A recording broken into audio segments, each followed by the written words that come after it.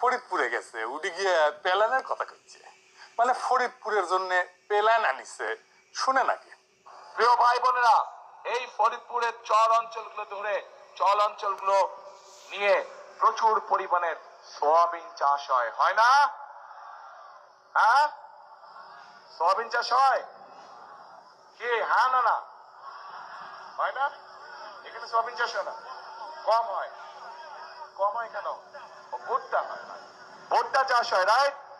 হ্যাঁ, ভুট্টা চাষ হয়।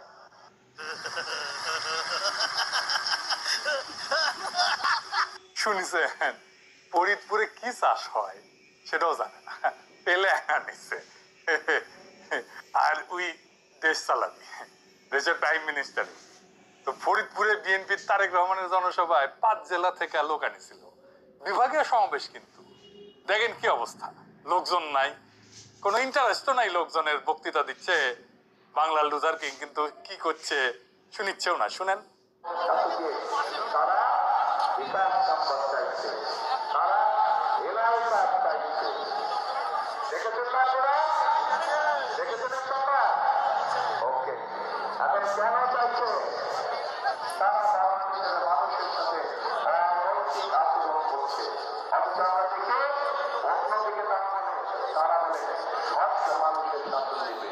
আরে ভাই, আপনার কাজটা আপনি শুরু করছেন অনৈতিক বিষয় দিয়ে। যেখানে আপনি নিজেই অনৈতিক বিষয় দিয়ে কাজ শুরু করছেন, সেখানে আপনি কি করে আশা করেন জনগণকে কি করে আশা করবেন?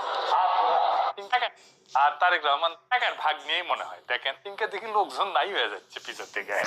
এটাই আসলে বাংলার লুথার কিং এর আসল পলিটিক্যাল শক্তি, বুঝেছাম?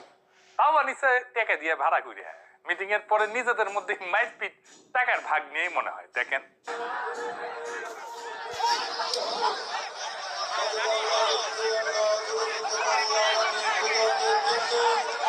এই দল নাকি বাংলাদেশকে স্থিতিশীল করবে।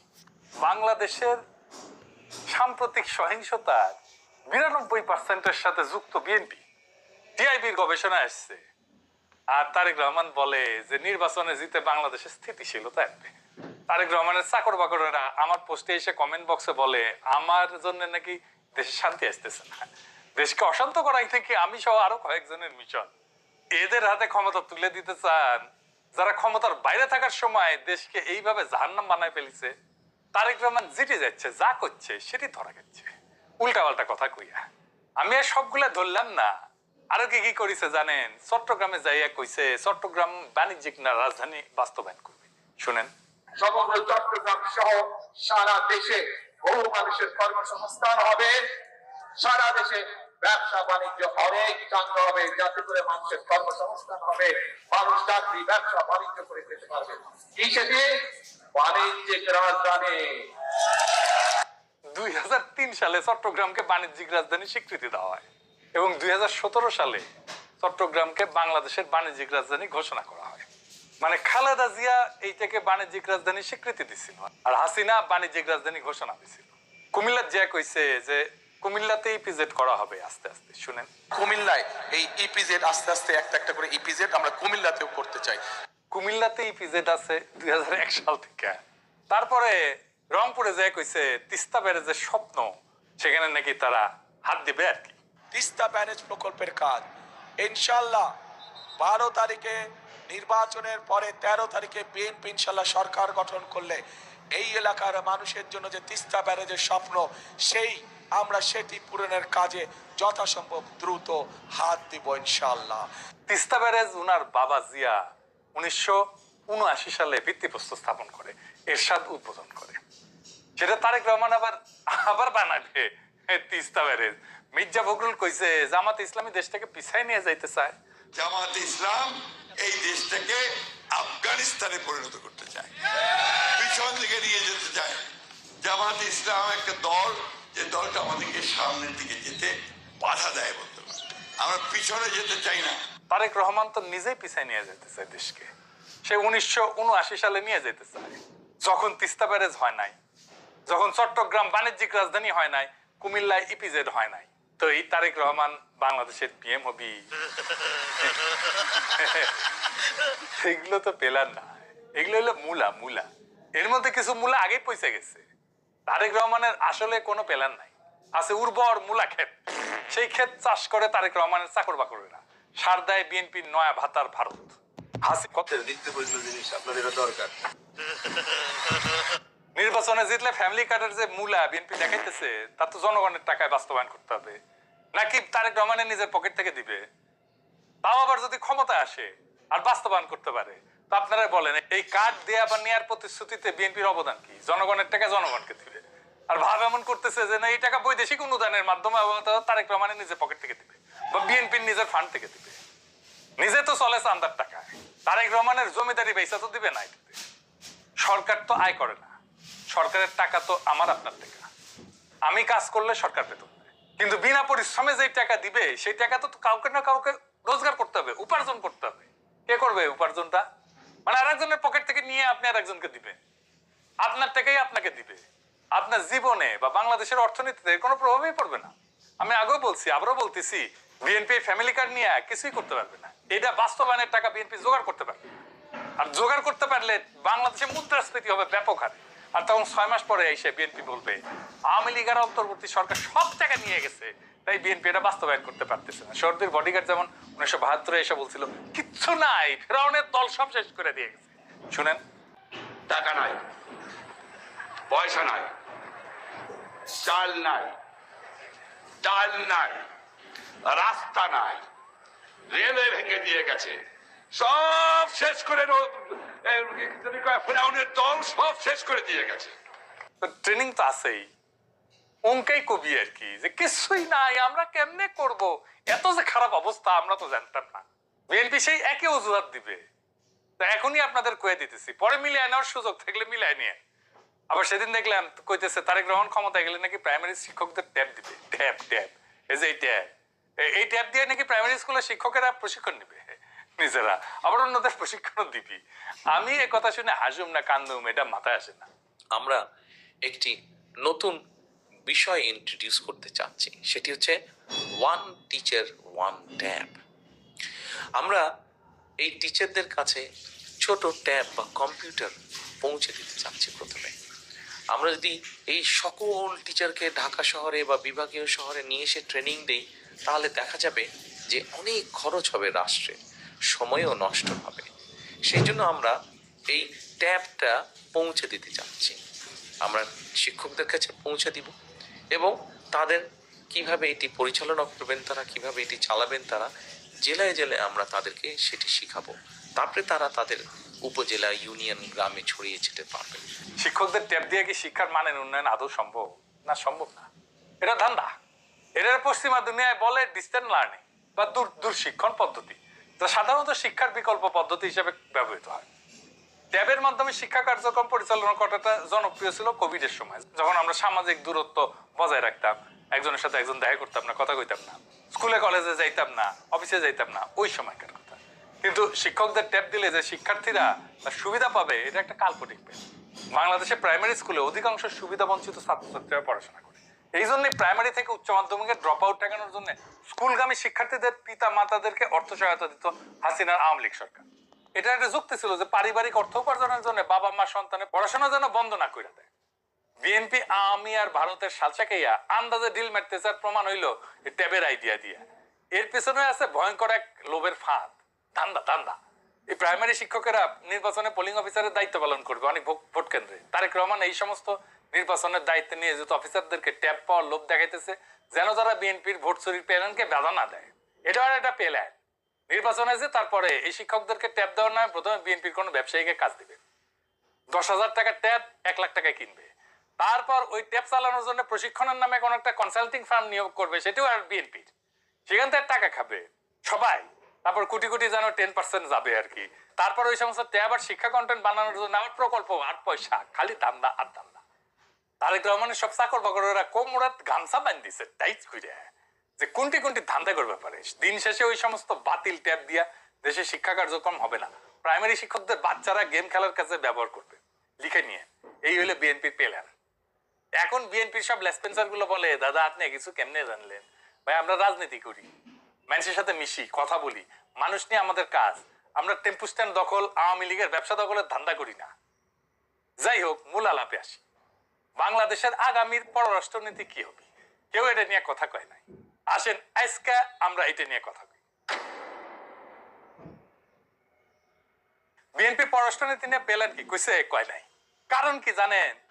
কারণ পেলেন তো আগেই সবাই জানে। আওয়ামী লীগের জন্য যে পররাষ্ট্রনীতি ছিল সেটাই বিএনপির পেলেন। বিএনপির জন্য সে একই পররাষ্ট্রনীতি। এই জন্যই বিএনপি কোনো পররাষ্ট্রনীতি নিয়ে কথা করছে না। যেখানে জুলাই বর্ষা বিপ্লবের অন্যতম লক্ষ্য ছিল ভারতের আধিপত্যবাদের অবসান, সেখানে বিএনপির মোটা মাথার বুদ্ধিজীবীরা একটা বাস্তবসম্মত পররাষ্ট্রনীতি বানাইতে পারছে না। একটা দেশের সরকারকে মোটা দাগে দুইটা বিষয় নিয়ে কাজ করতে হয়, আভ্যন্তরীণ আর বাহ্যিক। অন্য কথায় দেশ পরিচালনা করা আর দেশের সার্বভৌমত্ব রক্ষা করা। দেশের অভ্যন্তরের কাজ নিয়ে বিএনপির অনেক প্ল্যান আমরা জয় বাংলা করিয়া দিছি তো, তাই না? যেহেতু বিএনপি পররাষ্ট্রনীতি নিয়ে কথা বলার ইন্টেলেকচুয়াল যোগ্যতা নাই, তাই সেটা নিয়ে সমালোচনা করারও কিছু নাই। এই বিষয়ে বিএনপি আগেই দুই হাত তুলিয়া আমাদের বুঝাই দিছে, স্যারেন্ডার করিছে। স্যালেন্ডার যে আওয়ামী লীগ যেমন দেশকে ভারতের কাছে বর্গা দিয়া আমাদের পররাষ্ট্র মন্ত্রণালয়কে ধ্বংস করেছে, তেমনি বিএনপি দেশকে ভারতের কাছে বর্গা দিয়ে রাখবে। পররাষ্ট্রনীতি তো সামলাবে ইন্ডিয়া, বিএনপির জন্য সামলাবে, আওয়ামী লীগের জন্য সামলেছে, বিএনপির জন্য সামলে দিবে। আর বিএনপি খালি দেশে লুটপাট, চাঁদাবাজি, টেন্ডারবাজি, ধান্দাবাজিতে মনোনিবেশ করবে। এই হলো প্ল্যান। আসেন আজকে আপনাদেরকে আমাদের ঐক্যবদ্ধ বাংলাদেশ নামের জাতীয়তাবাদী ফ্রন্টের পররাষ্ট্রনীতি নিয়ে কিছু বলি। বিএনপি সব ছাত্রী বুদ্ধিজীবীরা বসে পড়েন প্ল্যান কপি পেস্ট করার জন্য। আসেন আমরা আল্লাহর নামে শুরু করি। আগামীর বাংলাদেশে মুজিবের এই সকলের সাথে বন্ধুত্ব আর কারোর সাথে বৈরিতা না, এমন কোন পররাষ্ট্রনীতি থাকবে না। থাকবে না, এটা ফুল স্টপ, এটা শেষ। কারণ ওইটা ভারতের শিখায় দেওয়া পররাষ্ট্রনীতি। আমাদের পররাষ্ট্রনীতি হবে ইনসাফের কূটনীতি, আজাদের বাংলাদেশ। চলেন খোলসা কইরা বলি। ইনসাফের কূটনীতি হইল সেই নীতি যা দিয়ে আন্তর্জাতিক সম্পর্কে ইনসাফ প্রতিষ্ঠাকে সর্বোচ্চ প্রাধান্য দেওয়া হবে। ইনসাফের 5টা খুঁটি থাকবে, 5টা। এই 5 খুঁটির ধারণা কিন্তু ইসলামের 5টা স্তম্ভের ধারণার সাথে মিলে যেতেছে একেবারে বরাবর। ইসলামের 5টা স্তম্ভ আছে না, কলিমা, নামাজ, রোজা, হজ, যাকাত। আর আমাদের ইনসাফের কূটনীতির 5টা স্তম্ভ হইল: 1 নাম্বার ন্যায্যতা এবং প্রাপ্যতা, 2 নাম্বার পারস্পরিক স্বার্থ ও সম্মান, 3 নাম্বার আন্তর্জাতিক আইনের প্রতি শ্রদ্ধা এবং বিশ্ব শান্তি বিনির্মাণ, 4 নাম্বার অর্থনৈতিক এবং বাণিজ্যিক স্বাধীনতা, 5 নাম্বার প্রবাসীর অধিকার এবং কল্যাণ। ইনসাফের কূটনীতিতে প্রথম স্তম্ভ হবে ন্যায্যতা এবং প্রাপ্যতা। স্বাধীনতার পর থেকে যেই সমস্ত দেশ আমাদের আর্থিক এবং রাজনৈতিকভাবে সহায়তা দিচ্ছে, তারা আমাদের থেকে সেই পরিমাণে বন্ধুত্ব আর বাজার সুবিধা লাভ করবে। ধরেন জাপান। স্বাধীন বাংলাদেশে এই পর্যন্ত সর্বোচ্চ উন্নয়ন সহযোগিতা দিচ্ছে আমাদের জাপান। সেই প্রেক্ষিতে জাপানের সাথে আমাদের ওই রকম বাণিজ্যিক সম্পর্ক নাই। কিন্তু আবার ধরেন সৌদি আরব। স্বাধীনতার পর থেকে মুসলিম বিশ্বের দেশ হিসেবে সৌদি আরবের কাছ থেকে আমরা অনেক সহায়তা পাইছি। ইনসাফের কূটনীতিতে এই সমস্ত রাজনৈতিক সহায়তাকে পূর্ণ সম্মান দেওয়া হবে। তেমনি ইউরোপের বাজারে আমাদের পণ্যের যেভাবে শুল্ক মুক্ত রপ্তানি সুবিধা দেওয়া হয়েছিল, তা বজায় রাখতে আমরা তাদের সাথে বাণিজ্যিক সম্পর্ককে আরো জোরদার করব। ইউরোপ থেকে আমাদের উন্নত প্রযুক্তি আমদানি করতে হবে। যেমন ধরেন আমরা সেই প্রযুক্তি আমদানি করব, আর আমাদের দেশে সেই প্রযুক্তির কোনো না কোনো অংশ উৎপাদন করার জন্য আমাদের জনশক্তিকে ব্যবহার করবে, আমাদের দেশে কারখানা বানাবে। তাই আমদানি আমাদের সক্ষমতাও বাড়াবে। অন্যদিকে সেই পণ্যের কোনো না কোনো উপাদান উৎপাদনের জন্য আমাদের দেশের জনশক্তিকে আমরা দক্ষ করে তুলতে পারবো, প্রযুক্তি নিয়ে আসতে পারবো। এমন অনেক দেশ আছে যারা আমাদেরকে ধর্মীয় দৃষ্টিকোণ থেকে বিভিন্ন সহায়তা দিয়ে আসছে, যেমন ধরেন তুরস্ক, কাতার, ইন্দোনেশিয়া। এই সমস্ত দেশের সাথে বাণিজ্যিক এবং কূটনৈতিক সম্পর্ক গড়ে তোলাটাই আমাদের ইনসাফের কূটনীতির প্রথম স্তম্ভের লক্ষ্য। পারস্পরিক স্বার্থ এবং সম্মান, এটা মূলত ভারতের জন্য। ভারত নিয়ে আমাদের পররাষ্ট্রনীতি কি হবে, এটা সবচেয়ে ক্রিটিক্যাল আমাদের জন্যও। ভারত ছাড়াও অন্য যে সমস্ত দেশের সাথে আমাদের সম্পর্ক নিয়ে আমাদের ভাবতে হবে, তাদের ক্ষেত্রে এই স্তম্ভটা প্রাধান্য পাবে। এই স্তম্ভ নিশ্চিত করবে, তার মানে পারস্পরিক স্বার্থ এবং সম্মান, এই স্তম্ভটা। এখন ভারত যদি আওয়ামী লীগারদের আশ্রয় দেয়, হাসিনাকে আশ্রয় দেয়, বাংলাদেশের রাজনীতিতে হস্তক্ষেপ করে, গোয়েন্দা কারবারি করে, চোরাচালানকে উৎসাহিত করে, সীমান্ত হত্যা করে, অভিন্ন নদীর পানি আটকায় দেয়, বাংলাদেশের বিরুদ্ধে ক্রমাগত ঘৃণা উৎপাদন করে, আর তাদের দেশে মুসলমান কোপানো, এইগুলো যদি না থামায়, তাইলে এইগুলা নিয়ে আমরা ভারতের সাথে আলোচনায় বসবো।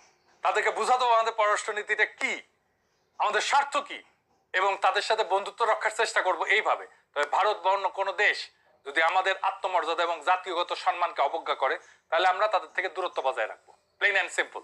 শুধু তাই না, দেশের স্বার্থের বিপক্ষে অতীতের যে কোনো সরকারের করে দেওয়া সকল অসম চুক্তিকে পুনর্বিবেচনা করে তার ন্যায্যতা এবং প্রাপ্যতার ভিত্তিতে পুনর্নির্ধারণ করা হবে। দেশের সার্বভৌমত্ব রক্ষা করবে আমাদের দেশ এবং দেশের জনগণ, অন্য কেউ না। পরের পয়েন্ট, আমাদের পররাষ্ট্র নীতিতে আন্তর্জাতিক আইনের প্রতি পূর্ণ সম্মান এবং আস্থাকে প্রাধান্য দেওয়া হবে। একই সাথে বিশ্বশান্তি প্রতিষ্ঠায় বাংলাদেশের অগ্রগামী ভূমিকা নিশ্চিত করা হবে। আন্তর্জাতিক আইনের যে সমস্ত বিষয়ে বাংলাদেশ প্রতিশ্রুতিবদ্ধ তা নিষ্ঠার সাথে পালন করা হবে। জাতিসংঘ ব্যবস্থার মাধ্যমে সকল আন্তর্জাতিক সমস্যার যৌক্তিক সমাধান নিশ্চিত করা হবে। রোহিঙ্গা সমস্যা সমাধানে আন্তর্জাতিক আইনের ব্যবহার করবে বাংলাদেশ। একই সাথে যারা এই প্রচারণা করছে যে আমাদের জোট ক্ষমতা আসলে নারীর অধিকার বিনষ্ট হবে, তাদেরকে বলি যেন তারা ভালো কইরা আন্তর্জাতিক আইনে নারী ক্ষমতায়ন এবং অধিকার নিশ্চিতে বাংলাদেশ কি কি প্রতিশ্রুতি করছে জাতিসংঘে তা একটু পড়ে দেখে। মূর্খ দ্বারা তো কিছু পড়ে না। আমাদের জোট নির্বাচিত হইলে কোনো প্রতিশ্রুতিরই বরখেলাপ করা হবে না, বরং নারীর পূর্ণ সামাজিক সম্মান এবং অর্থনৈতিক স্বনির্ভরতা নিশ্চিতে অন্যান্য প্রয়োজনীয় আন্তর্জাতিক কনভেনশনে বাংলাদেশ যুক্ত হবে। পাশাপাশি বিশ্ব শান্তি প্রতিষ্ঠায় হবে আগামীর বাংলাদেশের পররাষ্ট্রনীতির মাপকাঠি। জাতিসংঘের শান্তি রক্ষা মিশনে বাংলাদেশের সর্বোচ্চ অংশীদারিত্ব নিশ্চিতে কূটনৈতিক পদক্ষেপ গ্রহণ করা হবে, যেন আমাদের সশস্ত্র বাহিনী বিশ্ব দরবারে শান্তি রক্ষার আইকন হয়ে উঠতে পারে। আইন শৃঙ্খলা বাহিনীকে আন্তর্জাতিক স্ট্যান্ডার্ড অনুযায়ী প্রশিক্ষণ দেওয়া হবে, যেন তারা আন্তর্জাতিক মানদণ্ড অনুযায়ী আইন শৃঙ্খলা কার্যক্রম পরিচালনা করতে পারে। অতীতের মতো আইন শৃঙ্খলা বাহিনী যেন দলীয় বাহিনীতে পরিণত না হয়, সেই ব্যবস্থা করা হবে। আমাদের সশস্ত্র বাহিনীর বন্দুক যেন 24-এর মতো আমাদের দিকে গুলি না ছুটতে পারে তা নিশ্চিত করা হবে। অর্থনৈতিক এবং বাণিজ্যিক স্বাধীনতা, এইটার মানে হইল আমাদের জোট ক্ষমতা আসবে তো অবশ্যই ইনশাল্লাহ বাংলাদেশ হবে একটা উন্মুক্ত এবং প্রতিযোগিতামূলক বাজার। বাংলাদেশের বাজার সকল দেশের জন্য খুলে দেওয়া হবে। সকল আমদানি হবে প্রতিযোগিতার ভিত্তিতে, যেখানে পণ্যের মান এবং যৌক্তিক মূল্যকে আমদানির জন্য প্রাধান্য দেওয়া হবে। সিন্ডিকেটের মাধ্যমে পণ্য আমদানি করে দেশের ভোক্তা এবং উৎপাদনকারীদেরকে জিম্মি করার সকল সংস্কৃতিকে চিরতরে কবর দিয়ে দেওয়া হবে। আওয়ামী লীগের মতো বাংলাদেশকে ভারতের মনোপলি তো দূরের কথা, আমরা ক্ষমতায় না আসলেও কেউ যদি বাংলাদেশের বাণিজ্যিক এবং অর্থনৈতিক স্বাধীনতা বিনষ্ট করার চেষ্টা করে তাকে প্রতিহত করা হবে। চাল, ডাল, অন্যান্য কাঁচামাল সহ আমদানি ভিত্তিক সকল পণ্যের মান নিশ্চিত করে যেই দেশ কম দামে দিবে তার থেকে আমদানি করা হবে, কাউকে আলাদা সুবিধা দেওয়া হবে না। আওয়ামী লীগ তো বিদেশে টাকা নিয়ে গেছে, আপনারা তো 1/11-এর সময় ধরা খাইয়া যৌথ বাহিনীর হাতে ডলা খাইছে। আপনাদের 17 বছর আপনারা শুধু প্রবাসীদের থেকে লুটপাট করে খেয়েছেন, এটা সবাই জানে। তাই এখন প্রবাসীদের জন্য কি করবেন তা আপনাদের মাথায় আসে না। আপনাকে অবৈধ অভিবাসন ঠেকাতে পারবেন না, কারণ আপনাদের দলের লোকেরাই আদম পাচারের সাথে যুক্ত, এখনো আছে, পরেও থাকবে। আপনারা কি ইউরোপ প্রবাসীদের প্রত্যাবাসন ঠেকাতে পারবেন না। আপনারা কি প্রবাসীদের সমস্যা সম্পর্কে জানেন কি পরিমাণে প্রবাসী পাসপোর্ট নিয়ে সমস্যা ভুগতেছে? জানেন জাতীয় পরিচয়পত্র না থাকার জন্য কিভাবে প্রবাসীদের সম্পদ দেশে লুটপাট হইতেছে? জানেন, কিন্তু কিছু করবেন না, কারণ এইগুলা বন্ধের ঘোষণা দিলে তো আপনাদের প্রবাসী লোকেরা কি লুটপাট করবে আর কি খাবে। পারলে ঘোষণা দেন কোনো অবৈধ অভিবাসন হবে না, কোনো প্রবাসী বিচারবিহীন প্রত্যাবর্ষিত হবে না, কোনো প্রবাসীর দেশের সম্পদ বেদখল হবে না। দেখি কত হ্যাডম আপনাদের, আর কত বোঝেন আপনারা প্রবাসীদের সমস্যা। আমাদের জোট ক্ষমতা আসলে প্রবাসীদের সমস্যা সমাধানে একটা 360 ডিগ্রি সমাধান করা হবে, মানে চারিদিক থেকে সমাধান করা হবে। অবৈধভাবে প্রবাসীরা বিদেশে না গেলে তাদের জোর করে ফেরত পাঠানোর কিছু নাই। আর দূতাবাসগুলোতে লোকবল বৃদ্ধি করলে প্রবাসীদের সকল নাগরিক সুবিধা দেওয়া সম্ভব, আমরা সেই কাজ করব। তখন জাতীয় পরিচয়পত্র না থাকায় কোনো প্রবাসী স্থাবর সম্পদ বেদখল হওয়ার সম্ভাবনা থাকবে না, কমে যাবে। সাথে সঠিক আইনের প্রয়োগ আর প্রবাসী কল্যাণ নীতিমালাকে বাস্তবসম্মতভাবে ঢেলে সাজাইলে এই সমস্যা অনেক কমে যাবে এবং 4-5 বছরে তা একেবারে শূন্যের কোঠায় নেমে আসবে। তবে এই জন্যে কিছু প্রশাসনিক সংস্কার করতে হবে আমাদেরকে। পররাষ্ট্র মন্ত্রণালয়কে ঢেলে সাজাইতে হবে, সাথে অন্যান্য কিছু মন্ত্রণালয়ের সাথে কাজের সমন্বয় নিশ্চিত করতে হবে। আমাদের জোট ক্ষমতায় আসলে পররাষ্ট্র মন্ত্রণালয়ের জনবল আগামী 2 বছরে বর্তমানে 400 থেকে 600-তে উন্নতি করা হবে, যা আগামী 10 বছরে 1000-এ উন্নতি করা হবে। আমাদের জোট ক্ষমতায় আসলে কূটনৈতিক পেশাদারিত্বকে সর্বোচ্চ প্রাধান্য দেওয়া হবে এবং যোগ্যতার ভিত্তিতে নিয়োগ এবং পদায়ন নিশ্চিত করা হবে। এখন নাকি দূতাবাসে এক অফিসার পররাষ্ট্র মন্ত্রণালয়ে রিপোর্ট করে, একজন করে বাণিজ্য মন্ত্রণালয়, একজন করে প্রবাসী কল্যাণ মন্ত্রণালয়, আবার একজন করে প্রতিরক্ষা মন্ত্রণালয়। এরা আবার যার জন্য বাজেট বরাদ্দ নিয়ে আসে, বাজেট বরাদ্দ করে আবার সেই বাজেটে পরিচালনা করে তারা। আবার বিদেশের দূতাবাস চালায় পররাষ্ট্র মন্ত্রণালয়, বাজেট দেয় অর্থ মন্ত্রণালয়। এটা কোনো সিস্টেম? একটা দেশের দূতাবাসে কেন অন্য মন্ত্রণালয়ের বাজেট থাকবে? কেন এত জায়গায় রিপোর্ট করতে হবে? বাংলা একটা প্রবাদ আছে না, অধিক সন্ন্যাসীতে গাজন নষ্ট।